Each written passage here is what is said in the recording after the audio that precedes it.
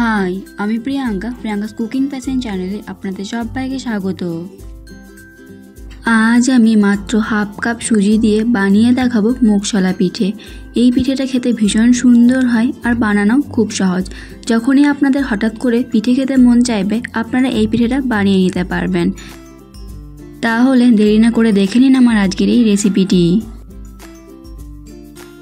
সবার প্রথমে কড়াইয়ের মধ্যে দিয়ে দিচ্ছি পরিমাণ মতো সুজি। আপনারা নিজেদের পরিমাণ অনুযায়ী সুজিটা নেবেন। এবার আমি সুজিগুলোকে একটু ভেজে নেব। গ্যাসের ফ্লেমটাকে মিডিয়াম টু লোতে রেখে সুজিগুলোকে ভেজে নিতে হবে, নয়তো সুজির মধ্যে খুব তাড়াতাড়ি কালার চলে আসবে। সুজিগুলোকে আমি ভালোভাবে ভেজে নিয়েছি। এবার আমি সুজির মধ্যে দিয়ে দিচ্ছি জল আর দিয়ে দিচ্ছি 2 চামচ গুঁড়ো করা চিনি। দিয়ে দিচ্ছি সামান্য একটু লবণ। আপনারা যদি মিষ্টি খাবারে লবণ পছন্দ করেন তবেই দেবেন, নয়তো দেওয়ার দরকার নেই। এবার আমি সব কিছুকে ভালোভাবে মিশিয়ে নিয়ে একটা ডো তৈরি করে নেব।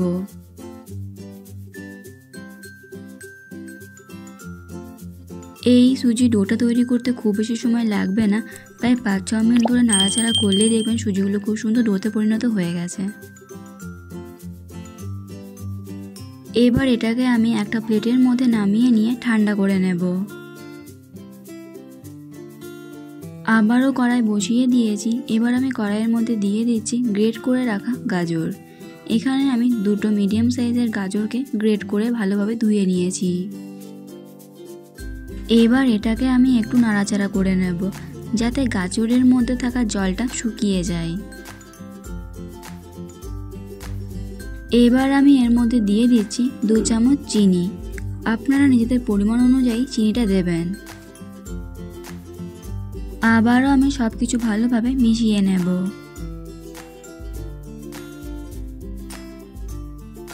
চিনিগুলো এখন সম্পূর্ণ মেল্ট হয়ে গেছে। এবার আমি এর মধ্যে দিয়ে দিচ্ছি শুকনো নারকেলের গুঁড়ো, দিয়ে দিচ্ছি গুঁড়ো দুধ আর দিয়ে দিচ্ছি একটু কাজু বাদাম কুচি। এবার আমি সব কিছুকে ভালোভাবে মিশিয়ে নেব। আমি যেই পরিমাণে গাজর নিয়েছি সেই পরিমাণে আমি সব উপকরণগুলোকে দিয়ে দিলাম। আপনারা যদি গাজরের পরিমাণটা বেশি নেন তাহলে এই উপকরণগুলোর পরিমাণটা বাড়িয়ে দেবেন। সব কিছু আমি ভালোভাবে মিশিয়ে নিয়েছি। এবার গ্যাস অফ করে দিয়ে এটাকে নামিয়ে নিয়ে ঠান্ডা করে নেব।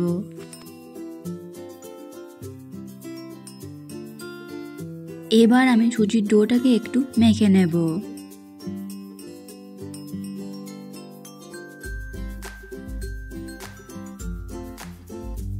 সুজির ডোটাকে আমি ভালোভাবে মেখে নিয়েছি। এবার আমি ডোটা থেকে লেচি কেটে নেব। ডোটা থেকে আমি লেচি কেটে নিয়েছি। এবার একটা লেচি নিয়ে এইভাবে প্রথমে একটু গোল করে নিলাম, তারপর 2 হাত দিয়ে চ্যাপ্টা করে নিলাম। এবার আমি এটাকে এইভাবে 2 হাত দিয়ে ঘুরিয়ে ঘুরিয়ে একটা বাটির শেপে তৈরি করে নেব।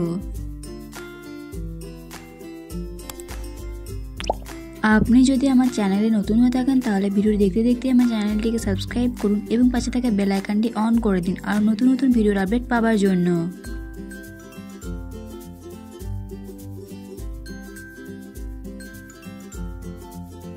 এবার আমি এর মধ্যে দিয়ে দিচ্ছি আগে থেকে তৈরি করে রাখা গাজরের পুর।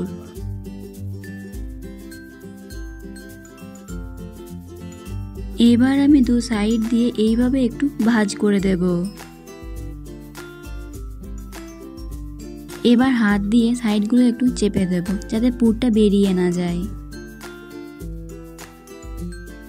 এইভাবে হাত দিয়ে ভালোভাবে একটু লাগিয়ে নেবেন, তাহলে দেখবেন ভাজার সময় পুরটা বেরিয়ে যাবে না।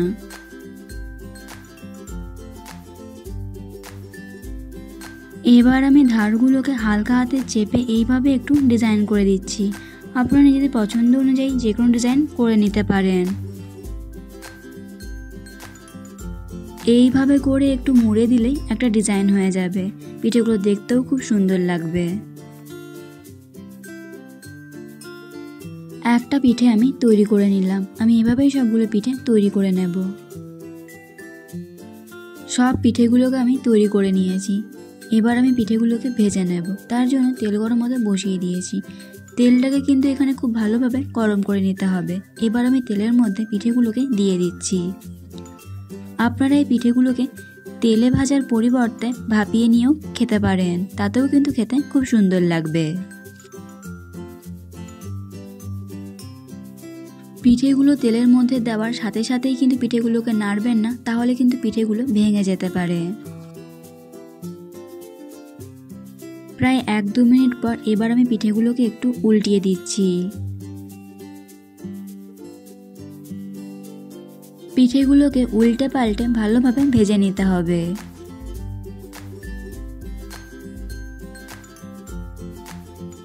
পিঠেগুলোকে আমি ভালোভাবে ভেজে নিয়েছি। এবার আমি পিঠেগুলোকে তেল ঝরিয়ে তুলে নেব।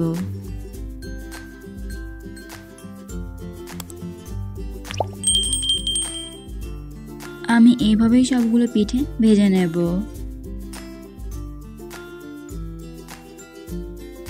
এখন এই মুগশলা পিঠেগুলো সম্পূর্ণ তৈরি হয়ে গেছে। আর দেখুন দেখতেও ঠিক কতটা সুন্দর লাগছে। খুব কম সময়ের মধ্যে এই পিঠেগুলো তৈরি করে নেওয়া যায়। আর দেখুন কত সুন্দর নরম তুলতুলে হয়েছে, আর খেতেও কিন্তু ভীষণ সুন্দর লাগে। খুবই সহজ একটি রেসিপি, আর খেতেও ভীষণ মজার হয়। অবশ্যই আপনারা একবার হলেও বাড়িতে এই রেসিপিটি ট্রাই করে দেখবেন।